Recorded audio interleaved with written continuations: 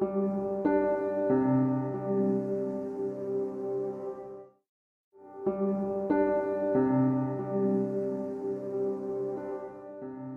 hello, welcome. This is Let's Talk About Myths, baby, and I am your host, Liv, she who rants.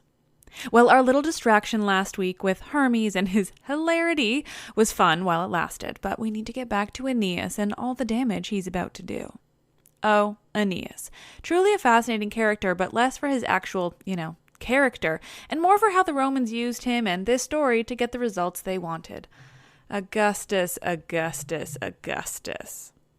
I've ranted about this before, but frankly, it's all blurring together, so here I am again. When considering Aeneas, I always go back to the Iliad, where Aeneas is a pretty great guy. He seems to really just want to help his family, Hector, Troy itself. He's a chill dude who gets helped out by his mom when things aren't looking great. And then, nearly 1,000 years later, the Romans co-opt him to be exactly what they need, no matter whose story gets decimated in the process. Anyway, here's the next episode of the Aeneid, where Aeneas shows his true colors. Because where we left Dido and Aeneas, the love spell placed upon Dido was ruining her, breaking her spirit and changing her personality for the worse. She isn't herself. Still, she and Aeneas had slept together in the cave during the storm, something that links them, made them sort of unofficially married. But Aeneas has been convinced that his place isn't there in Carthage with Dido, that he needs to move on and continue the quest he's set out to do. Which, fine, this isn't a bad thing, I get it. You've got a quest, you want to complete it, but guess what, Aeneas? There's a better way to handle the dilemma you got yourself into. Instead, he plans to be an absolute asshole coward and simply sneak away in the night. This is episode 91, No Earthly Ships, the tragedy of the Aeneid's Dido. Aeneas calls together some of his men to prepare the ships to leave in the night, to leave in secret. He calls on Menestheus and Serestus, asking them to prepare quietly, again, in secret, not letting anyone know their plan. But even under the spell of Venus, Dido can tell something is off. Aeneas is being sweet to her, but it's too sweet. He's hiding something, and she can tell. Then she hears rumor that the ships are being prepared, though she's heard nothing of a plan. This, combined with the love spell of Venus and Cupid, and further takes hold of Dido's mind and her mental stability. The love spell not only takes over her emotions, but her mind as a whole. Now, suspecting something of Aeneas, that he's intending to leave in secret, she begins to lose hold of her own reality completely. She is simply not herself. Dido races through Carthage in a panic, described as being like a bacchant, with shrieks that reach Venus herself. Dido finds Aeneas and begins to accuse him of exactly what he's doing. Dido screams at Aeneas, calling him a traitor for binding himself to her in the way he did, only to sneak off in the night like a coward, unable to admit what he's doing. She asks him if it's really all worth it, leaving now, in the middle of the winter where all he'll encounter is storms or wintry winds, just to reach this strange place on strange land. Is all of that really worth this cost? She asks him. Is it worth your, Dido's, death? She asks, invoking the connection they've made even more directly. To Dido, they are married. She says as much in her accusations to Aeneas for his plans, calling theirs a union, a marriage, something they've embarked on together. It's clear that Hera's plan to have their night together be deemed a marriage has worked. Is this what she had in mind, though? She loves Carthage and knew Aeneas would only cause its destruction, so it's tough to say what either of those goddesses really intended in their meddling with Dido and Aeneas. Dido continues to rage at Aeneas, asking him to reconsider, to stay. She points out that because of him, because she's been with him and housed him, those she might have considered to be allies in the region prior are no longer allies. She tells Aeneas that with him gone, her brother in Tyre, Phoenicia, will come for her and for Carthage, that those surrounding Carthage in northern Africa will also try to take her out. You've absolutely ruined me, Dido tells Aeneas. Quote, "My guest leaves me here to die. Now I must call you guest instead of husband." We're to believe here that Aeneas is torn in his decision, that he doesn't truly want to leave Dido, that maybe even he loves her nearly as much as she loves him. We're told he struggles to keep his feelings in check as he reminds himself of Jupiter's orders, that he is to continue on no matter his feelings, that he is to leave Dido in Carthage.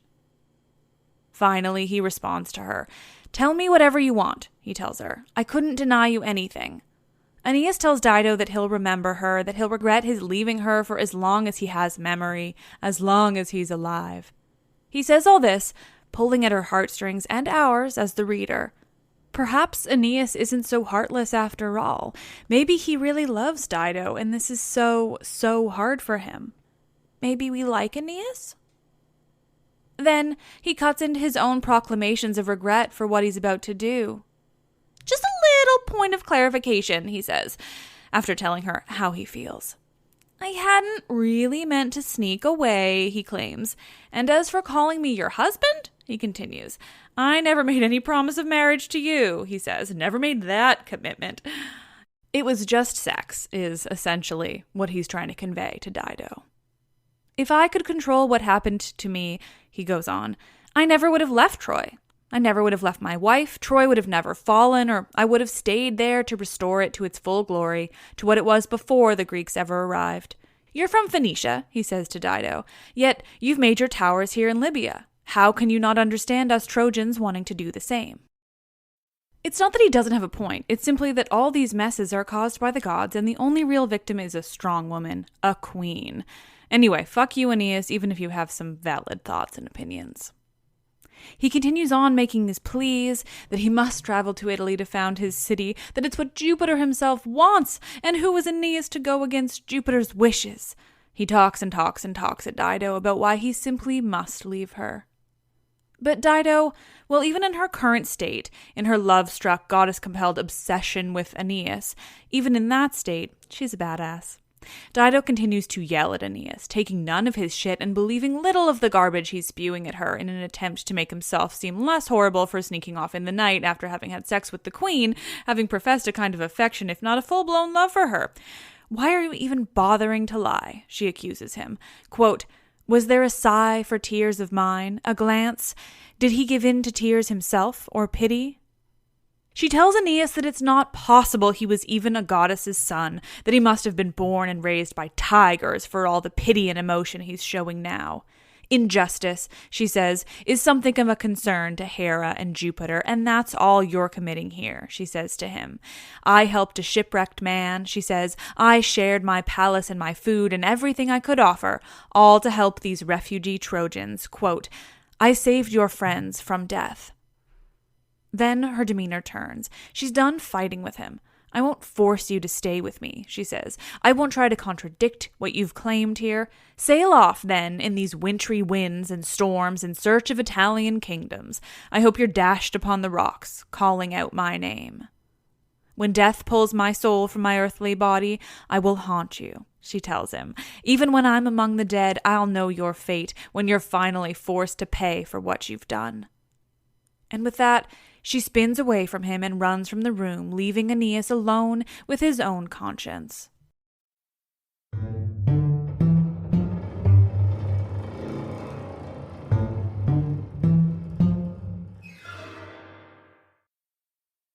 Dido runs back to her bedroom where her servants are waiting to bundle her into bed to sleep off her pain and grief. Aeneas, meanwhile, continues on with his plan. We're told he's lovesick, and you can believe that if you want to. The love story of Dido and Aeneas has become one of those tragic stories we're to believe was truly based in love, Romeo and Juliet style. Based on reading the Aeneid, though, I, for one, am not convinced. Aeneas continues his plan, pulling together all the Trojans he'd brought with him, all that had landed on Carthage, and taking advantage of their gracious host, Dido. All the Trojans that had feasted with the Carthaginians, that had been treated as beloved and gracious guests. Together, the Trojans work to ready the ship, bringing supplies they needed and putting everything in working order like a sea of well-trained ants, while our narrator wonders, quote, "What did you feel then, Dido, when you saw? How did you sob when all that shoreline seethed?" And Dido did watch from her tower. She watched as they prepared to leave her behind. These people she'd treated so well, had taken in as though they too were Carthaginians. She watches as Aeneas leads the call to leave. And as she does, the love spell placed upon her by Aeneas' own mother and half-brother works its horrifying magic. Her grief swells and balloons as she watches, every one of her emotions becoming more violent and painful the further the Trojans get in their preparations. Dido speaks with her sister as she watches, before asking Anna a favor. "Go to Aeneas, that traitor," she asks her, "and speak with him. He trusts you. You were his friend," she tells Anna. "I wasn't there when the Greeks made their vow to destroy Troy, when they set out from Aulis those many, many years ago. I never harmed his people as they did," she says. Dido asks Anna to plead for her. She tells Anna to tell Aeneas that Dido isn't asking him to adhere to the commitment of marriage he made her. She isn't asking him to stay there in Carthage forever. He can travel to Latium and found his city, she says. She's only asking for a bit more time. Time to wrap her head around what's happening. Time to mourn and come to terms with it.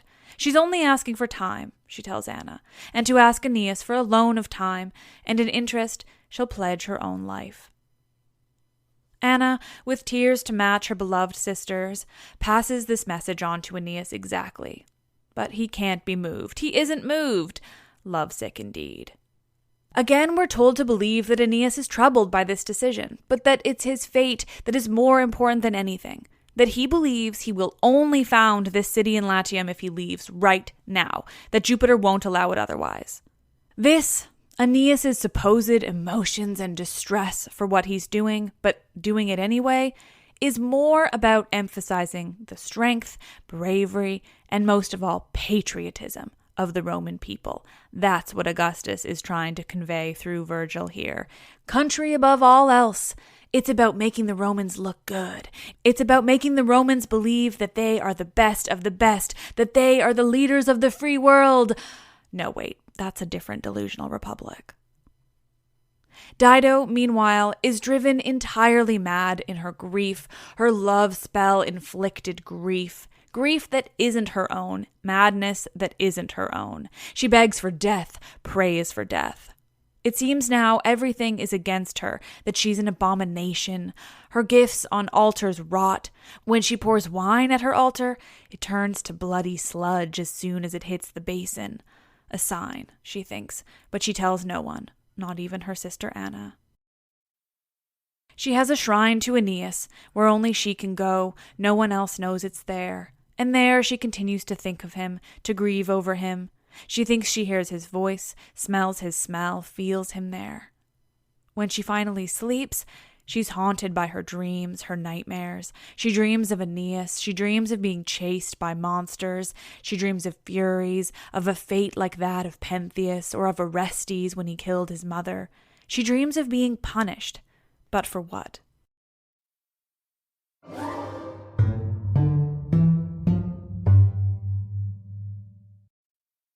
When Dido wakes, she's struck by an idea that she tells Anna. Suddenly, she says she knows of a solution, something to change Aeneas' mind or to alleviate her own. Either way, it's a solution, she determines. She tells Anna that she has seen a place on the very edges of Oceanus where the sun itself sets in Ethiopia. This, she says, is where the garden of the Hesperides lies, and there a woman, a Massilian priestess, whose spells and potions have all sorts of abilities. They can soothe the mind or cause horrible distress. This priestess's potions can do anything, she says to Anna. But, she stops, I would never choose such a solution. Instead, she asks Anna to build her a pyre in secret in the courtyard. She says that this priestess has instructed her on how to rid herself of Aeneas, that they will burn everything Aeneas left behind, that they will burn everything off her bed, everything they touched when they were together. Anna is concerned for her sister, but she does it. What could be worse than when her first beloved husband Sychaeus died? She thinks certainly Dido can't be more distraught than then. She's worried for her sister, but Anna doesn't imagine what Dido is actually planning. When the pyre is built, Dido decorates it for an elaborate funeral. On the bed, the pyre, she has a picture of Aeneas alongside weapons he left behind, and whatever clothes were still in her bedroom after he'd left it. It was prepared. Gods' names were shouted, including Hecate herself. Drops of the river Avernus dripped upon the bed. Herbs were cut with a bronze knife and oozed black poison. Dido stood upon the altar, robes loose around her, wearing only a single sandal. She calls upon the gods, calling stars as her witnesses. She prays to whoever might listen, whoever punishes the broken bonds of love and sex. Night has fallen, and everyone in Carthage but Dido is sleeping soundly. The city has gone quiet, but she rages in her bedroom atop her newly built altar, the madness of Venus's love spell having fully and completely taken hold of her psyche. She considers what she can do now that he's leaving. Could she return to where she came from? No, that simply isn't an option. Dido considers whether she might be able to just follow the Trojans on their journey, even maybe with some of her Carthaginians. But no, that isn't an option either. It's the madness of the love spell speaking through her. Even she can see that she simply can't follow them and expect to live a happy life. The spell inflicted upon her by Venus convinces Dido that the only option for her future is no future at all. A heartbreaking conclusion to come to, and one that certainly wasn't easy. She is the queen of Carthage. She isn't in the same position as, say, Medea, whose entire existence was taken away when Jason left her alone and penniless. Medea was a foreigner, an outcast. Dido's future could survive what Aeneas has done, but the damage that has been done to her as a person through Venus and Aeneas isn't something that can be overcome. Dido's distress goes so far as to blame herself for all of it, because she broke her promise to her dead husband, Sichaeus. This woman has been torn apart by these Trojans who landed in her kingdom, seeking her help, and now she blames herself. Meanwhile, Aeneas is sleeping soundly on his ship when Mercury arrives to speak with him once more. Again, this is not the Mercury of Greek mythology. He's there to push Aeneas to leave right that very moment. There's a woman scheming, he tells Aeneas. She's raging and planning his doom, she tells him.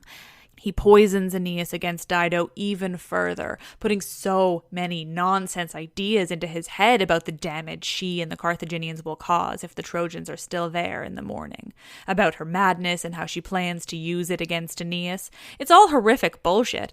Dido is only hurting herself. She is only after herself in this moment. Thoughts of Aeneas and how she might stop him, what she might do, have fallen from her mind entirely.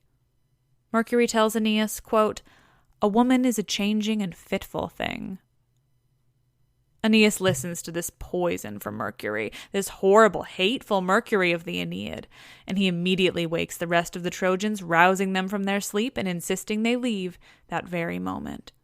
Aeneas and the Trojans set sail off from Carthage, even in the dead of winter, knowing full well they'll encounter some pretty horrific storms, some life or ship-threatening winds and waves, all for love of a country that doesn't exist yet. So, in the dead of night, the Trojans flee Carthage. They're quicker than anyone could imagine. In an instant, they're gone from the shores without a trace. While Dido watches from her window, her madness rages while she, for brief moments, tries to rein it in. For a second, she considers whether the Carthaginians should just chase after the Trojans just as quickly as they've left, why they don't catch up to them and destroy their ships entirely. But no, she thinks again, realizing for a second that she's caught up in this love spell madness. Where is it taking me? She asks herself. I should have killed them all, she thinks. Should have burned their ships and destroyed the ashes from the very moment they arrived. Quote, "Come, sun, the blazing lamp of all creation, Juno, the witness and the go-between, avenging furies and my own death demons. Turn heaven's justice where it should be turned." Dido begins to curse Aeneas. She prays, calling him a living curse, asking that should he arrive safely in Italy, if that's fated to happen, as he so desperately believes, then let a strong and fierce people meet him there, drive him from that new land, and take his own child from him. Let those people make him a suppliant. Let him witness the death of his friends. Let him not grow old and happy in his new kingdom. Let him die and be left to rot in the sand. Tyrians, she calls in her final prayer. Let there never be a friendship between us and the people he founds. Let there never be peace nor allyship between us. Let us be forever enemies. My curse is war with the Trojans in their new world in Italy, death to their children, and my ghost to haunt them. Virgil here is using Dido to demonize the real Carthaginians, the Carthaginians that were at war with Rome for so many years, the Carthaginians that the Romans absolutely destroyed when, in the end, they didn't need to. The Romans took out Carthage out of hatred because their politicians didn't want the city left standing, mainly Cato, because they'd had so many wars before, not because at that time Carthage was an actual, real threat. By having Dido curse the Romans through Aeneas, this Augustan propaganda is once again taking the blame from the Romans and placing it on the Carthaginians and their mythical badass founding queen, a woman already ruined by Rome through this story, so why not make it worse?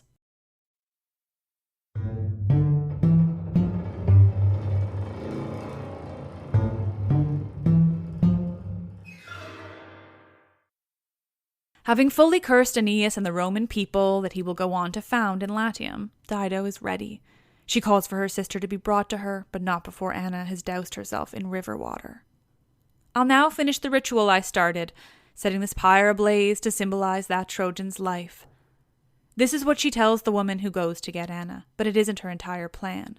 Dido's left alone now as Anna is summoned. Her eyes are red from tears, her face is blotchy. She's tired and worn out from her grief, but she gets a second wind. In a frenzy, Dido runs towards the center of the room, toward the pyre she's prepared, the pyre that is set to burn only Aeneas' belongings, his image. She jumps up onto the pyre and she grabs the sword Aeneas had left behind, the one she'd set atop the pyre to symbolize the man himself. She looks around at her bed, her bedroom, the clothes left behind by Aeneas, the altar she's created, the one she's meant to burn. She remains there a while, taking everything in, before saying her last words, the first of which are, quote, "Sweet spoils, while fate and God still kept you sweet, receive my breath and free me from this pain." She goes on, speaking of how she lived and how she'll die, sending the underworld a good and noble spirit. She speaks of Carthage, the city she founded. She speaks of how she got to see its towers, that she avenged her husband and punished her brother in doing so. Dido thinks about how happy she'd be if the Trojans had never landed on her shores, but that even though they did, now she dies without revenge in her heart. Quote, "Let the cruel Trojan's eyes take in these flames. The omen of my death will go with him." With that, Dido falls upon Aeneas' sword, the last words falling from her mouth as the blood begins to trickle down her side. Her maids watch this happen, and their shouts echo through the palace. The pain of Carthage and its people ripples across the sky, pain as horrible as if the Carthaginians were being sacked in some vicious war. It's now that Anna arrives. She's heard her sister's cries and bursts into the room to find her fallen on the sword atop the pyre she built for Aeneas. Anna is angry with Dido, angry that she's been deceived, but angrier that Dido hadn't allowed her to follow. She would have much rather fallen on the same sword as her beloved sister. Anna runs to her, holding Dido in her arms. There's still life left in her when Anna gets there. But Juno cuts it short, not allowing either Dido or Anna's suffering to continue. She has the messenger goddess Iris bring Dido's spirit safely and gently to the underworld, a gift for Dis, Pluto, Hades, the god of the underworld.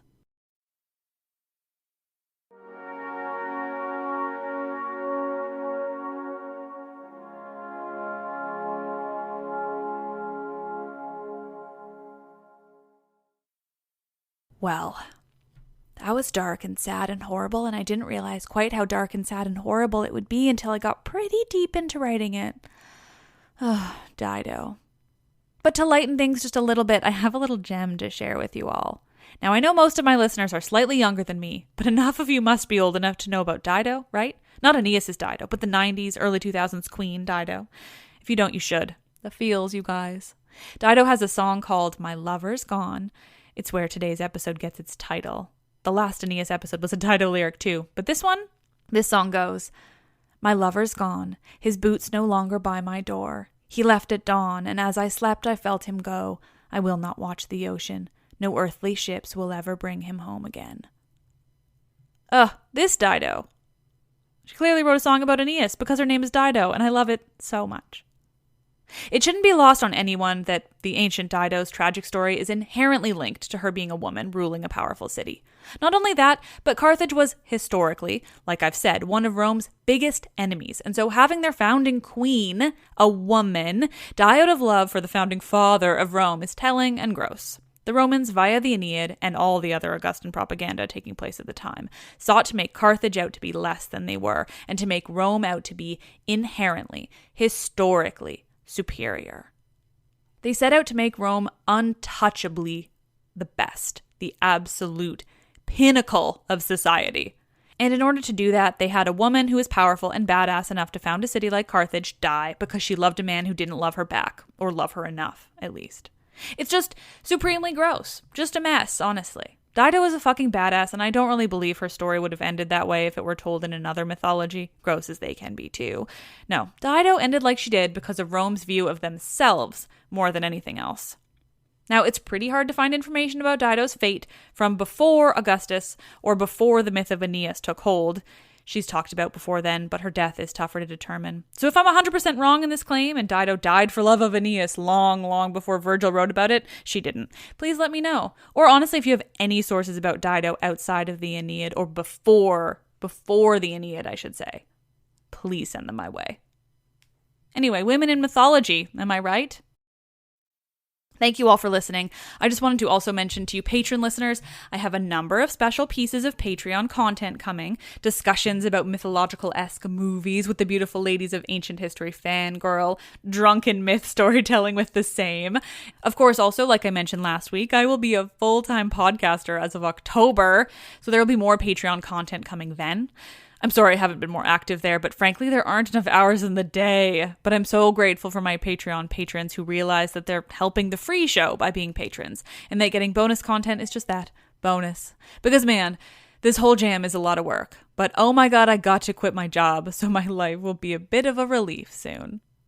Thank you all for everything, for listening and contributing if you do, but if you don't, and you just listen and write reviews and the like, I know that I love you just as much. Thank you for not complaining about ads. It's how I will be able to do this for you and not lose my mind. I won't lie, I'm really struggling to keep going without any time to myself lately, so October can't come soon enough. You're all the best. Man, this is a fun job. I am Liv and I love this shit.